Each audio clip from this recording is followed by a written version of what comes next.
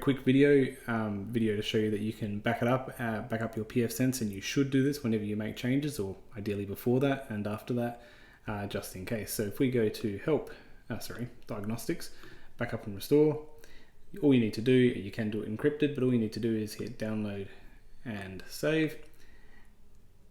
And the reverse is true. If you want to import, just click on restore, you click on browse and then restore, and it will go back to that same time. Now you can also go to config history and go back to a previous version of the config as well. You can do this if there was a disaster from the console as well. If you lose full connectivity, but you happen to be near the device, you can use the mini USB and the appropriate software on your laptop, and you can then go back to a previous point, or you can restore from a backup, or if all goes bad, you can boot off a USB recovery disk. Okay, thank you very much.